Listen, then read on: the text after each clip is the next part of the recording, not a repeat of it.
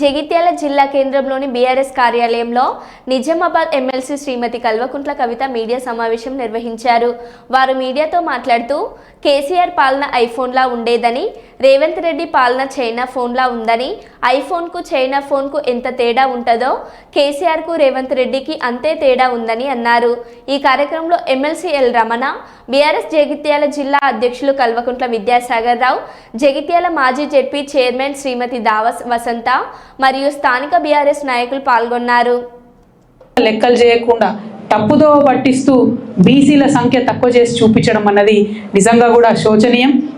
ఒక పక్క ఇదే తప్పుడు లెక్కలను తీసుకొని రాహుల్ గాంధీ గారు పార్లమెంటును తప్పుదో పెట్టే విషయంగా వారు మాట్లాడుతున్నటువంటి సందర్భాన్ని కూడా చూస్తున్నాం. ఇవన్నీ సంవత్సరంన్నర నుంచి బీసీ సంఘాలు అందరు కలిసి కొట్లాడుతూ ఉంటే ఇవాళ బీసీలకు సంబంధించి కులగణన పెట్టాల్సినటువంటి పరిస్థితి ప్రభుత్వానికి వచ్చింది. ఇప్పుడు ఒక కీలక దశలో ఉన్నాం. కులగణన చేసినామని చెప్తున్నారు. సరే, తప్పో ఒప్పో 46% ఉన్నావు.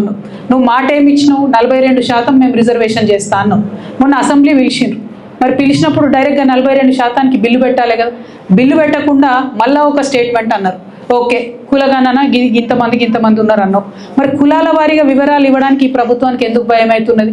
బీసీలు 46% ఉంటే అందులో పద్మశాలీలు ఎంతమంది ఉన్నారు, మున్నూరు కాపులు ఎంతమంది ఉన్నారు, ముదిరాజులు ఎంతమంది ఉన్నారు, లెక్కలు బయట పెట్టు కదా. అవి బయట పెట్టకుండా ఎందుకు మభ్యపెట్టేటటువంటి ప్రయత్నం ఈ ప్రభుత్వం చేస్తుందో మేము ఇవాళ డిమాండ్ చేస్తూ ఉన్నాం.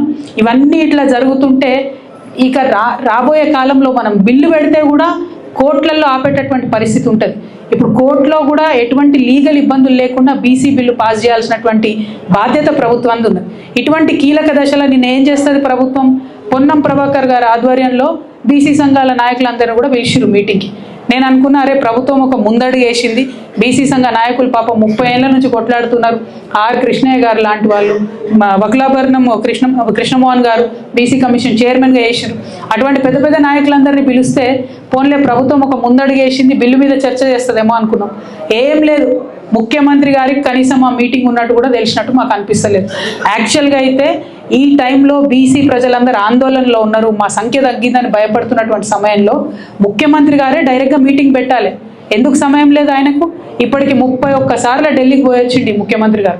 కానీ జనాభాలో సగం ఉన్నటువంటి బీసీల గురించి కనీసం మీటింగ్ పెట్టే తీరిక ఈ ముఖ్యమంత్రి గారికి లేకపోవడం నిజంగా శోచనీయం. ముఖ్యమంత్రి గారు నిన్న మీటింగ్లో లేరు. పోనీ కనీసం ఈ లెక్క కులగణన చేసినటువంటి క్యాబినెట్ సబ్ కమిటీకి చైర్మన్ ఉత్తమ్ కుమార్ రెడ్డి గారు, ఆయన మీటింగ్లో లేరు.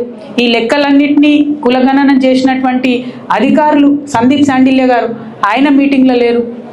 మరి బీసీ సంఘం నాయకులందరినీ పిలిచి మీరు లెక్కలు చెప్పలేదు, మీ ప్రభుత్వం ఏం చేస్తుందో చెప్పలేదు, ముందడుగు ఎట్లేస్తాం, బిల్లు పెడతామా పెట్టతామా చెప్పలేరు. మరి ఎందుకోసం పిలిచినట్టు? నేనైతే అనుకుంటున్నా, కేవలం ఈ బీసీ ఉద్యమం చేస్తున్నటువంటి ఇంత సీనియర్ నాయకుల్ని నిన్న పిలిచి కనీసం ముఖ్యమంత్రి గారు మాట్లాడకపోవడం అంటే వారిని అవమానించడం తప్ప ఇంకొకటి కాదు. ఇది చాలా దారుణం. ముఖ్యమంత్రి గారు తప్పకుండా తక్షణమే రివ్యూ పెట్టాలి. మొత్తం కులాల వారీగా సంఖ్య ఎంత ఉందో బయట పెట్టాలి. బిల్లు ఎప్పటి లోపల తీసుకొస్తారో చెప్పాలి. ఆ బిల్లుకు సంబంధించి ఈ వివిధ కుల సంఘ నాయకులతోని చర్చలు జరపాలి. అట్లానే లీగల్ ఎక్స్పర్ట్స్తో కూడా చర్చలు జరపాలని ఈ సందర్భంగా నేను డిమాండ్ చేస్తూ ఉన్నాను. మరి మీరు చూస్తే కేసీఆర్ గారు ట్రాన్స్పరెంట్గా ఉన్నట్టుగా లెక్కలు చెప్పారు. రేవంత్ రెడ్డి గారు తప్పుడు లెక్కలు చెప్తున్నారు. ఇంకో పక్క ఇచ్చినటువంటి ఏ ఒక్క మాట కూడా ఫుల్ఫిల్ చేసేటటువంటి పరిస్థితి లేదు. కేసీఆర్ గారి పాలనకు రేవంత్ రెడ్డి గారి పాలనకు ఎంత తేడా ఉందంటే, కేసీఆర్ గారి పాలన ఐఫోన్ లాగా ఉంటే రేవంత్ రెడ్డి గారి పాలన చైనా ఫోన్ లెక్క ఉన్నది. ఐఫోన్కు చైనా ఫోన్కి ఎంత తేడా ఉంటుందో కేసీఆర్ గారికి రేవంత్ రెడ్డి గారికి అంత తేడా ఉన్నది. అంటే సూపుకు బాగానే ఉంటుంది కానీ ఏం పనిచేయదు అన్నట్టు అటువంటి పరిస్థితి ఉన్నది. మాటలు ఇచ్చి బీసీల ఓట్లు వేయించుకొని ఇవాళ బీసీలను మోసం చేస్తున్నటువంటి కాంగ్రెస్ పార్టీని చరిత్ర క్షమించదు, బీసీలు క్షమించరు. వారికి ఎవరు లేరు, వారి పక్షాన మాట్లాడాలని అనుకుంటున్నారేమో. మేమందరం కూడా అండగా నిలబడి ఉన్నాం. ఖచ్చితంగా బీసీలకు మీరు ప్రామిస్ చేసినటువంటి 42% ఇచ్చే వరకు కూడా తగ్గేదే లేదు. ఖచ్చితంగా ఉద్యమాన్ని ముందుకు కొనసాగిస్తాం. మరో తెలంగాణ ఉద్యమంలాగా పోరాటం చేయడానికి బీసీ బిడ్డలందరూ కూడా సిద్ధంగా ఉండాలని చెప్పి ఈ సందర్భంగా పిలుపునిస్తూ ఉన్నాం. బీఆర్ఎస్ పార్టీ కార్యకర్తలు, మనకు నాయకులు అన్నది ఎప్పుడు కూడా లెక్కలో లేనటువంటి